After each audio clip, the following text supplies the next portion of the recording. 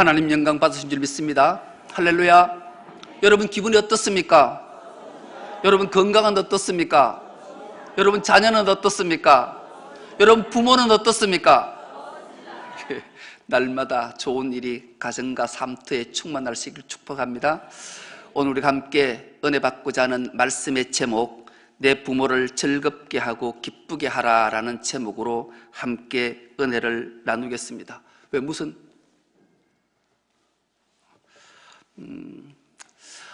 영국 그 문화원에 70주년을 맞이해서 설문조사를 한 게 참 사람에게 좀 짠한 마음을 줘요.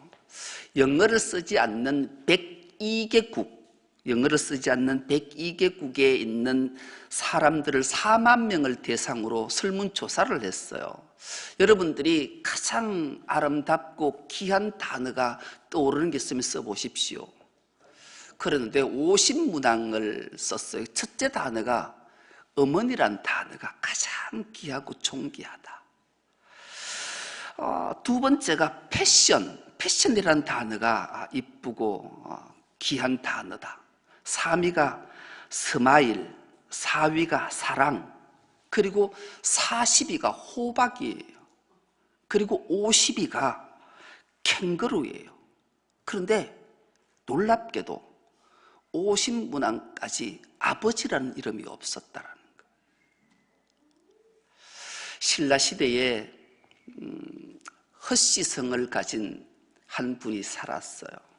그분이 아내를 만나 결혼을 하고 딸을 낳아서 너무 이쁜 딸의 이름을 수라고 지었는데 어느 날 수를 놓고 어머니가 앓다가 그만 돌아가셨어요. 그리고 이 헛씨는 이 수의 딸을 데리고 혼자 호래비로 키우는 거예요. 남에게 기죽지 말라고 온갖 정성을 다해서 아름답게 잘 키웠어요.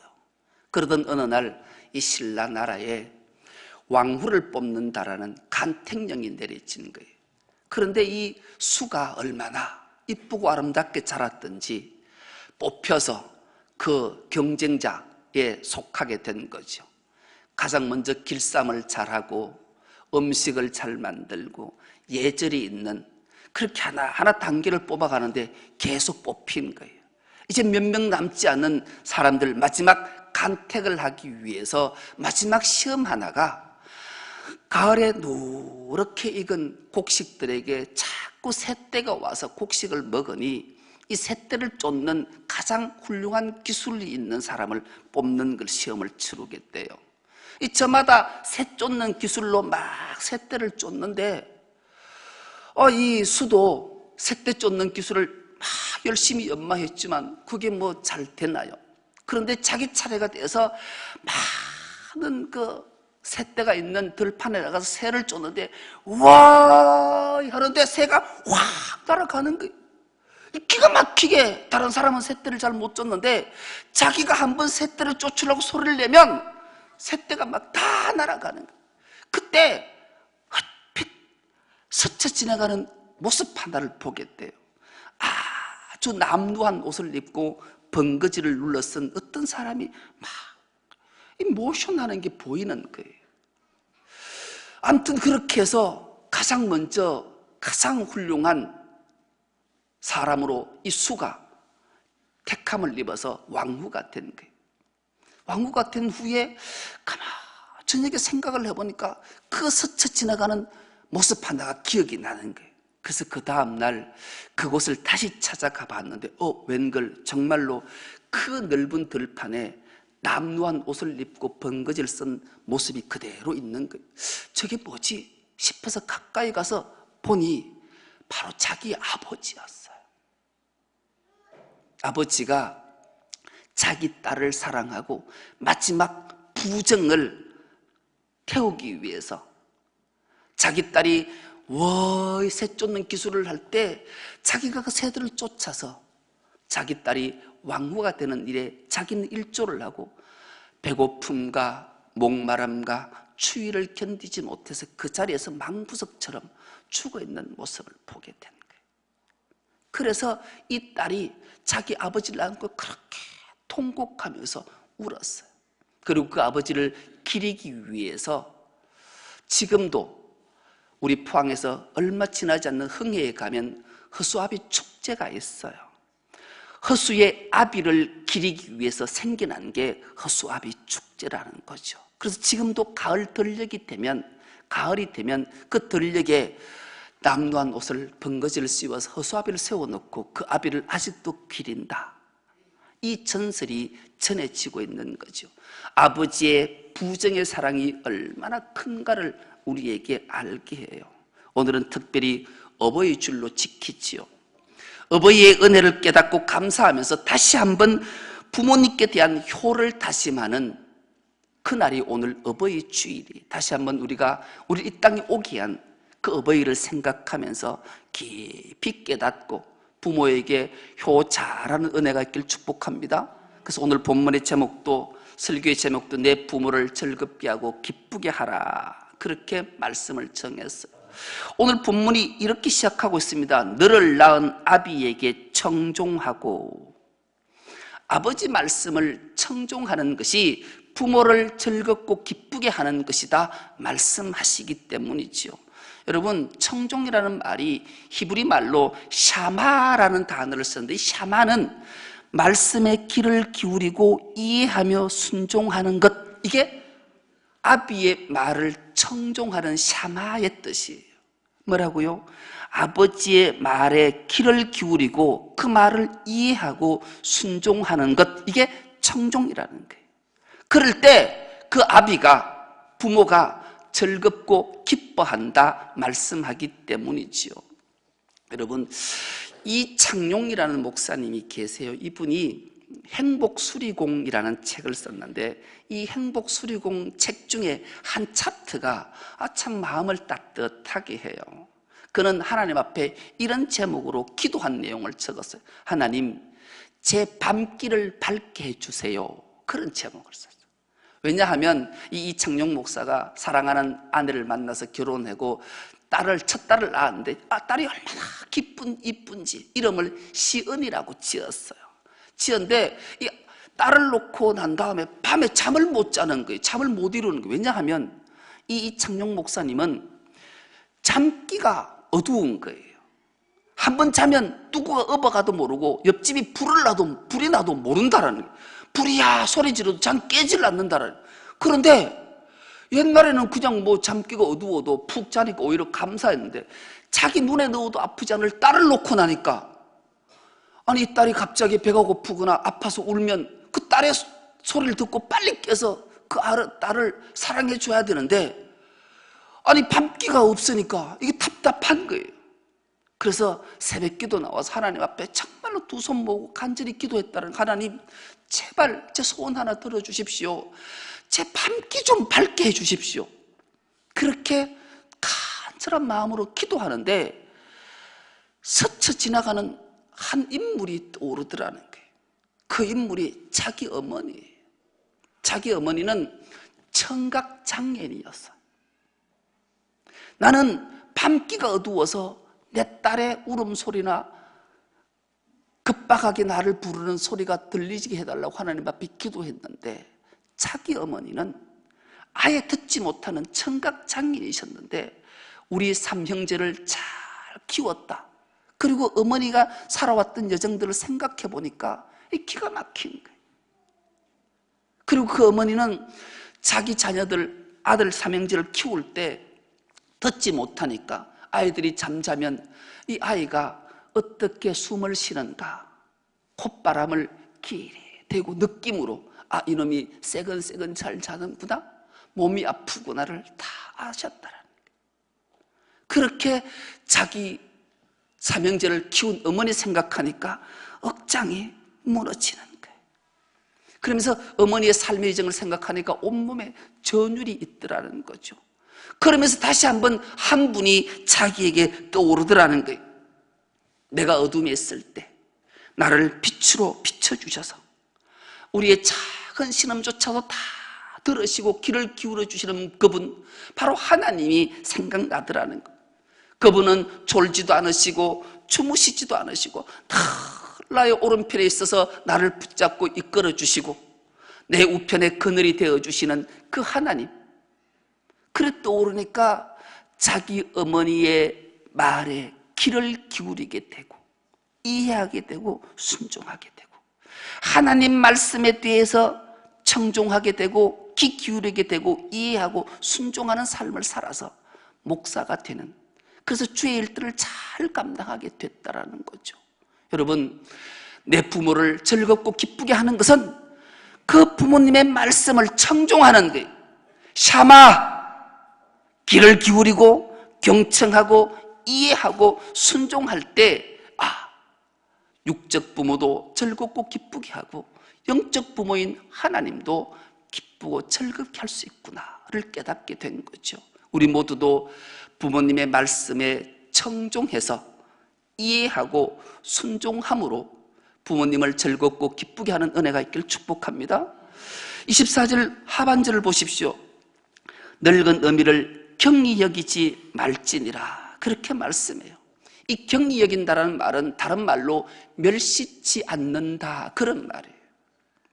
늙은 어미를 멸시하면 어떻게 되겠냐고요.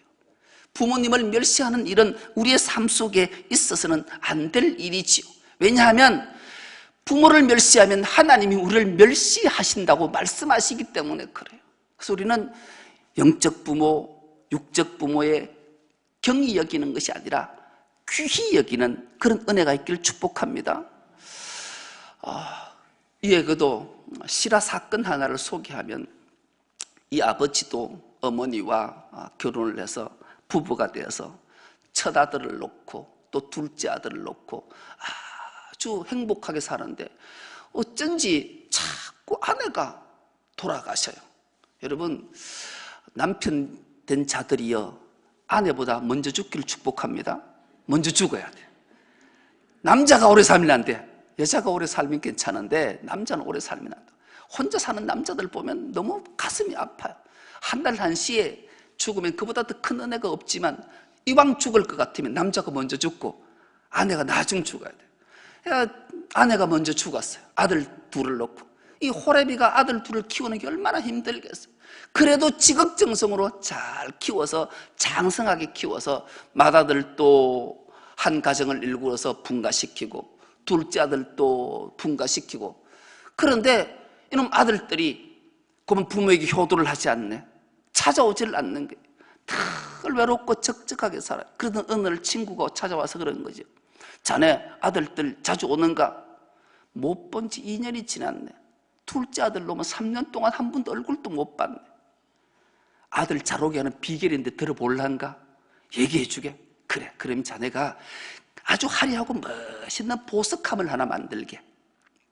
그리고 그 큰 자물통을 하나 채워서 자네 머리맡에 두게. 그래서 이 아버지가 그 말을 듣고 보석함을 다 만들고 큰 자물통도 하나 만들고 그 안에 물건을 3가지를 넣어. 가장 먼저 세금파리를 넣어가지고 보자기에 싸서 하나 넣고, 둘째 유리 쪼가리를 또 이렇게 보자기 하나 싸서 넣고, 셋째 큰 돌덩이를 하나 싸서 넣었어요. 그래 놓고 머리맡에 턱 놨는데 어느 날 큰아들이 아내하고 손주들 데리고 집에 와보니까 없던 게 하나 있는 거예요. 아버지 머리맡에 보니까 큰 보석함이 있거든, 화려한 게. 그래 아들이 아버지 보고 물어서 아버지 저거 뭔겨? 보니까 니 알 거 없다. 알 거 없다 하면 더 궁금해지는 게. 그리고 더 이상 물을 거 없으니까 가면서 자기 아내하고 얘기, 여보 저기 뭐 들었을까? 그리고 여보 우리 올 때 봤지? 우리 집 앞에 새로 도로 하나 났지 않더나? 아버지가 아마 그 도로 날 때 그 땅을 팔아서, 우리 아버지는 은행을 못 믿잖아. 그래서 아마 보석이나 돈을 저 보석함에 다 넣어놨을까? 그런 것 같다. 우리 잘해야 된다. 그러자. 그리고 살 또래로 이제 아버지 보는. 근데 둘째 아들이 보니까 큰아들이, 큰형이, 아니 그렇게 안 가던 사람이 언제부터 집에를 자주 가는 게 뭐에 있는 것 같다. 여보 우리도 가보자. 가봤어요. 가보니까 또 안 보이는 게 있는 거예요. 머리맡에 보니까 이만한 보석함이 있거든. 둘째 아들도 물어서 아빠 저거 뭔겨? 물으니까 알 거 없다. 이런 거죠. 이게 큰형이 온 이유가 있다. 그래서 이 둘째 아들도 지극정성으로 아버지에게 효도를 잘했어요. 그러던 어느 날 아버지가 인생을 다 살고 돌아가셨어요. 이 뭐 유품을 정리하면서 가장 급한 게 이 보석함 열어보는 거예요. 찾아보니까 이 베개 밑에 열쇠가 있는데, 열어보니까 첫째를 탁 보석기를 열어보니까 이 큰 돌덩이 하나, 이건 뭐지? 둘째를 열어보니까 유리 쪼가리가 막 나오는 거예요. 패대기를 치고 셋째를 열어보니까 이건 세금 파리가 막 한 그릇 들은 거예요. 자물통을 들고 첫째들 패대기를 치면서 이 아버지가 우리한테 이게 놀릴 수 있냐고 화를 내고 집으로 가버렸어. 둘째 아들도 그러다가 마음이 뭐 걸리는 게 있는 거예요. 그래서 여보, 그래도 아버지의 윤품인데 우리가 가지고 가자. 아내가 뭐 하려고 쓰레기를 집에 가지고 갔냐고. 그래, 돌덩이하고 유리하고 유리 조각하고 이 세금파리는 다 버리더라도 이 보석하면 가지고 가자. 집으로 가지고 가서 다시 보니까 그 밑에 하얀 봉투 하나가 있는 거예요.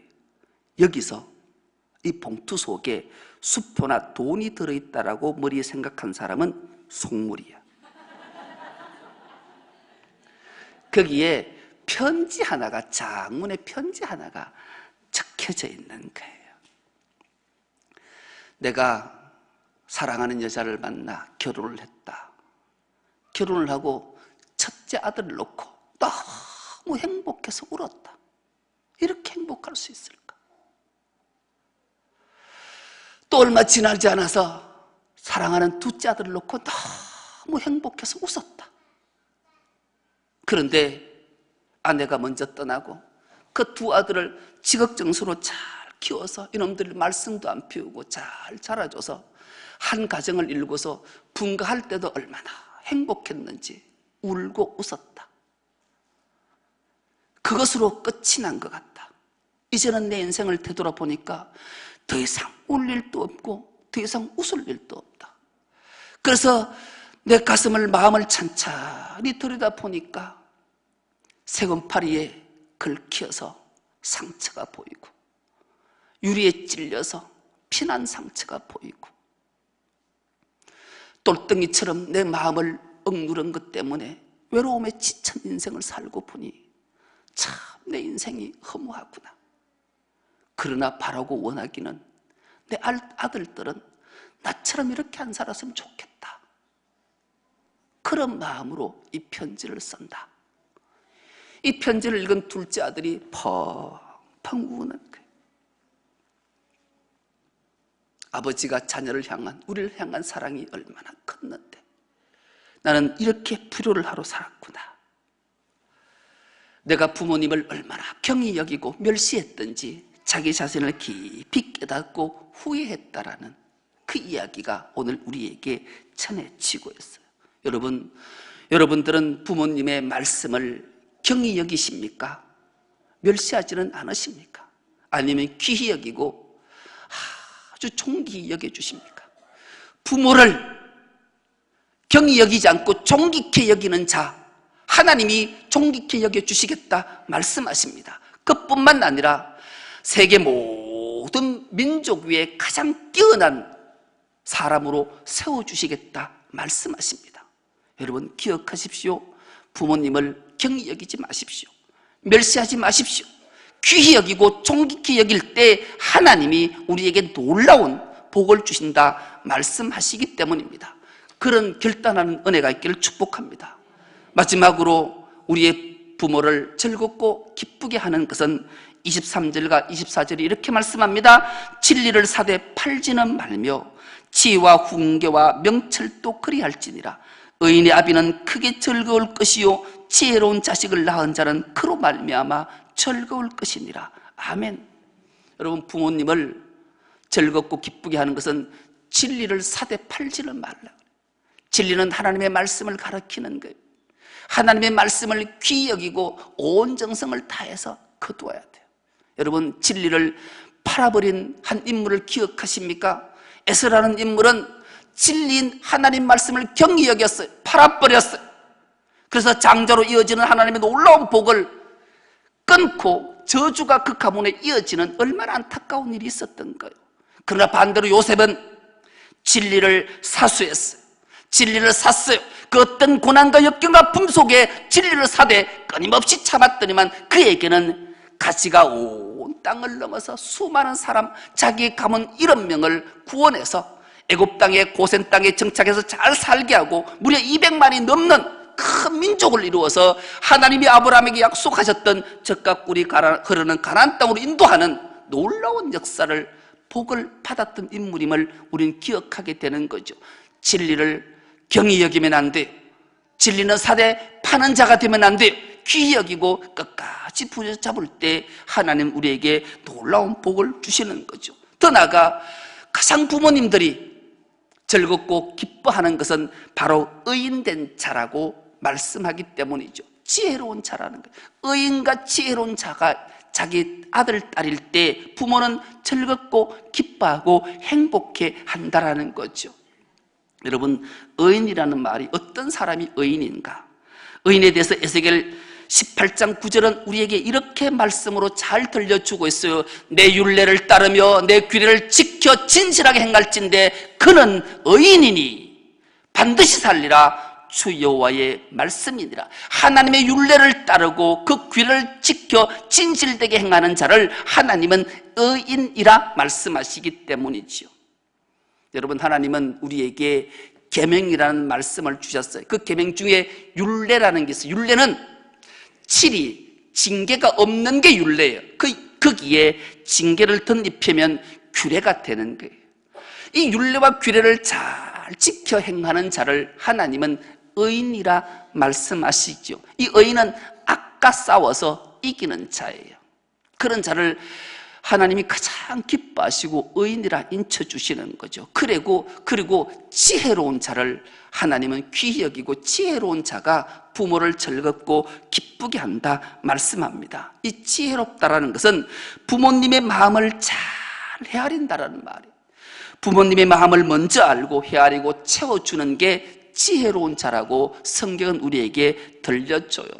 여러분, 사람이 세월을 오래 살고 나면 늙게 되지요. 늙으면 세 가지 서글픔이 있다고 그래요. 첫째 서글픔이 아픈 데가 많아요. 앉았다 이러면 어구다리야 어이구 팔이야. 이 팔도 못 들고 다리도 못 펴고 허리도 못 피는 늙으면 반드시 찾아오는 이 아픔의 서글픔이 있다라는 이걸 미리 알고 건강식품부터 챙겨주는 것 얼마나 귀한 일인지 몰라요.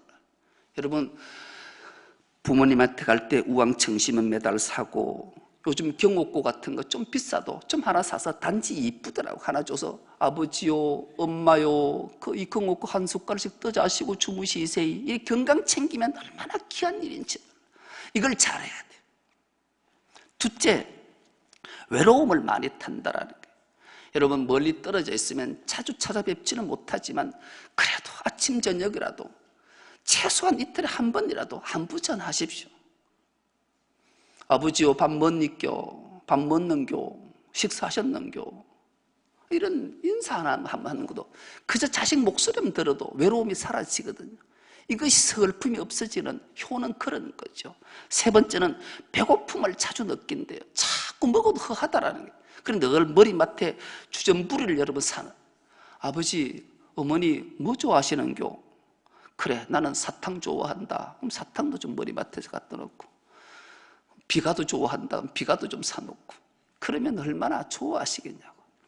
이것이 지혜로운 자녀라. 이 지혜로운 자녀를 하나님은 부모님은 즐겁고 기쁘게 하는 비결이라고 우리에게 알려주고 때문에 그래요. 여러분, 효는 복의 근원이라고 주님이 말씀하십니다. 우리가 효를 행하는 것은 부모를 즐겁게 하는 거고 기쁘게 하는 것도 있지만 결국은 내가 복의 근원이 되고 복받는 비결이기 때문에 그래요. 주님 말씀하시잖아요. 내 부모를 공경하라. 그리하면 이 땅에서 내가 준 땅에서 네가 잘 되고 복되고 내 생명이 길리라 말씀하시기 때문이죠. 결국은 내가 부모를 공경하고 효도하면 내 삶 속에 한없는 하나님의 은혜와 복이 충만케 채워준다 말씀하기 때문이죠. 이 어버이 주일에 다시 한번 우리의 삶들을 잘 되돌아봐서 내 부모를 즐겁고 기쁘게 해서 하나님 주시는 큰 복들을 다 받아 누리는 우리 모두가 될 수 있기를 간절히 기도합니다. 하나님 아버지, 고맙고 감사합니다. 오늘 또 복되고 거룩한 주일 우리에게 허락하셔서 하나님 앞에 예배자로 서게 하시고 특별히 어버이 주일에 하나님 말씀을 들을 수 있도록 꺼내주시니 감사합니다. 우리 모두가 부모를 즐겁고 기쁘게 함으로 하나님이 내려주시는 큰 복들을 다 받아 누리는 우리 모두가 되게 하여 주옵소서. 감사드리오며 예수님의 이름으로 기도드리옵나이다. 아멘.